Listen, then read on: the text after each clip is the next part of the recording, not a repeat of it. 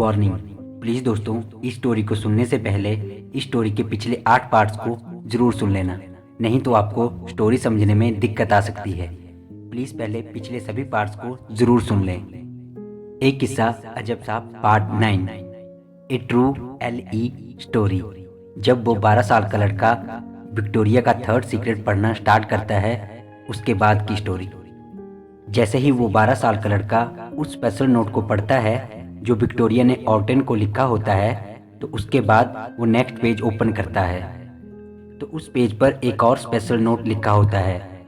ये वो नोट होता है जो ऑरिल ने विक्टोरिया को उस टाइम दिया था जब ऑरिल विक्टोरिया से दूर जा रहा था।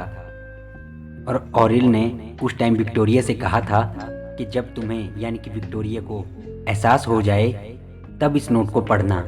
अब डायरी में पढ़ते हैं। विक्टोरिया डायरी में लिखती है, ऑर्टन मुझे तुम पर पूरा विश्वास है कि तुम्हें मेरे दोनों सीक्रेट पर विश्वास होगा और इस टाइम तुम मेरा 3rd सीक्रेट पढ़ने जा रहे हो।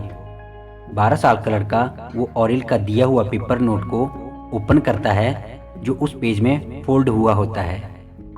वो लड़का उस पेपर नोट को ओपन करता है और उसे पढ़ता है। उस नोट में ऑरिल ने विक्टोरिया के लिए लिखा होता है, विक्टोरिया, मैं जानता हूँ तुम मुझसे प्यार करती थी हमेशा से ही, पर उस टाइम तुम्हें खुद भी पता नहीं था। अभी तुम्हें एहसास होना बाकी था और जब भी तुम इस नोट को पढ़ोगी तब तुम्हें एहसास हो चुका होगा कि तुम भी मुझसे प्यार करती हो। और शायद आज तुम इस नोट को इसीलिए पढ़ रही हो क्योंकि तुम्हें आज एहसास हो चुका है प्यार का, और तुम जान भी गई होगी कि मैं कौन था। मुझे माफ़ करना, पर मैंने तुम्हें कई बार बताना भी चाहा, पर तुमने कभी मुझसे ठीक ढंग से बात ही नहीं की। मानता हूँ मेरी ही गलती थी, शायद मुझे ही बड़ी जल्दी लगी थी, पर मैं भी क्या करता। मेरी रूह मेरे प्यार पर मेरा वश नहीं चलता। बस विक्टोरिया, मैं तुमसे एक ही बात कहना चाहता हूँ कि विक्टोरिया, मेरे प्यार की हद तो तुमने देख ही ली, अब बस तुम्हारे प्यार की बारी है। विक्टोरिया, प्यार तो दिल और आत्मा से किया जाता है ना, शरीर और चेहरे से थोड़े ना किया जाता है। प्यार तो रब की इबादत होती है ना, बताओ। विक्टोरिया, शायद कुछ लव स्टोरी मरने के बाद पूरी होती होंगी। बाय, ख्याल रखना अपना। 12 साल का लड़का वो स्पेशल नोट पढ़ने के बाद दोबारा से क्लोज कर देता है और अब डायरी में पढ़ना स्टार्ट करता है। अब डायरी में आते हैं। विक्टोरिया लिखती है, ऑर्टन, मैं मानती हूँ कि मैं ऑरिल के प्यार को उस टाइम नहीं समझ पाई थी, पर जब समझी तब बहुत देर से समझी। तब ऑरिल मुझे छोड़कर हमेशा हमेशा के लिए चला गया था, पर मैं भी प्यार में पागल थी। मैंने ऑरिल के प्यार को पाने के चक्कर में अपनी जान दे दी और ये भी नहीं सोचा था कि क्या ऑरिल मुझे मरने के बाद मिलेगा भी या नहीं। और वही हुआ जिसका डर था। ऑरिल अब इस दुनिया में नहीं था, वो इस दुनिया को भी छोड़ चुका था। मैं बहुत तड़पी क्योंकि मैं अब अकेली हो चुकी थी, पर मेरी इतनी सी गलती की उसने इतनी बड़ी सज़ा दे दी कि मैं आज तक अकेली हूँ और ना जाने कब तक अकेला रहना पड़ेगा। ऑर्टन, जब तुमने मेरा 1st सीक्रेट पढ़ा था तब तुमने अपने मन ही मन में एक सवाल पूछा था कि 20 साल का क्या चक्कर है। तो डैमेट, तुम अब भी नहीं समझे कि आखिर 20 साल का क्या चक्कर है। ऑर्टन, मैं हमेशा से ही तुम्हारे साथ हूँ, बचपन से लेकर अभी तक। मुझे महसूस तो करो, मैं तुम्हारे पास ही बैठी हुई हूँ। मानती हूँ कि मुझे आने में देर हो गई थी, इसीलिए तुम ही मेरे पास आ गए थे, क्योंकि तुम ही मेरे ऑरिल हो जो मेरे लिए, सिर्फ और सिर्फ मेरे लिए ही जन्म लिया था।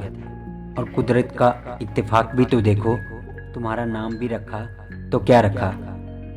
ऑर्टन, मानती हूँ कि तुम्हें कुछ भी याद नहीं है, पर तुम्हारा दिल तो मेरे लिए ही धड़कता है ना। बताओ, हम दोनों एक ही हैं ना। बताओ ऑर्टन। ऑर्टन, आज फैसले का दिन है, मुझे जवाब दो। मुझे जवाब चाहिए, इसीलिए आज तक पिछले 20 सालों से मैं तुम्हारा इंतज़ार करती रही कि एक दिन तुम्हें सारी बात बताऊंगी और उस दिन तुम मेरे प्यार को ज़रूर समझोगे कि प्यार मुझे भी करना आता है। ऑर्टन, तुम पूछते हो ना कि ओ और वी का क्या मतलब है, तो ऑटेन उस डायरी को चेक कर लो ना। वो डायरी मेरे साथ वहीं दफनाई गई है जिस बेंच पर बैठकर तुम मेरा इंतज़ार किया करते थे। तब तुम्हें पता लग जाएगा कि ए ट्रू LE स्टोरी किसकी है। ऑटेन उस डायरी पर प्लीज़ ओ और वी लिखकर इस स्टोरी को ज़रूर पूरा करना। ऑटेन, मैं तुमसे एक ही बात कहूँगी कि शायद कुछ लव स्टोरी मरने के बाद पूरी होती होंगी। ऑटेन, मेरी लाइफ का थर्ड सीक्रेट ये नहीं है कि मैं मर गई हूँ या फिर मैं मर गई थी। ये मेरा सीक्रेट नहीं है। मेरा सीक्रेट तो ये होगा कि क्या तुम मुझे मिलोगे भी या नहीं। I love you. हम तुमसे बहुत प्यार करते हैं। बाय। 12 साल का लड़का वो डायरी पढ़कर ख़त्म कर देता है और समझ जाता है कि आखिर क्यों ऑटेन ने अपनी जान दी थी, क्योंकि शायद कुछ लव स्टोरी मरने के बाद पूरी होती होंगी। वो लड़का दुखी होकर रात को अपनी खिड़की में से उस बेंच की तरफ देखता है और चौंक जाता है, क्योंकि वहाँ पर 2 लोग बैठे होते हैं और हंस हंस कर बातें कर रहे होते हैं। जब वो अपनी आंखें एक बार बंद करके फिर से खोलता है तो उसे वहाँ कोई नज़र नहीं आता है। वो समझ जाता है कि ओ और वी मिल चुके हैं। अब उस डायरी को खोद कर निकालने की कोई ज़रूरत नहीं है। वो 12 साल का लड़का अपनी आंखें बंद करता है और अपने मन ही मन में बोलता है, ए ट्रू लव स्टोरी। शायद कुछ लव स्टोरी मरने के बाद ही पूरी होती होंगी। तभी तो कहते हैं जो पूरी नहीं होती तो क्या वो लव स्टोरी नहीं होती।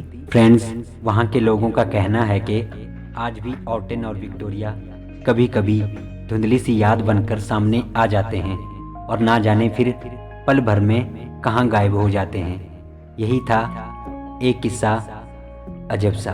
फ्रेंड्स, आपको मेरी ये स्टोरी कैसी लगी प्लीज़ कमेंट ज़रूर करना। और रही उस लड़के की बात, तो वो डायरी आज भी उस लड़के के पास है। आप मानो या ना मानो, but this is a true love story.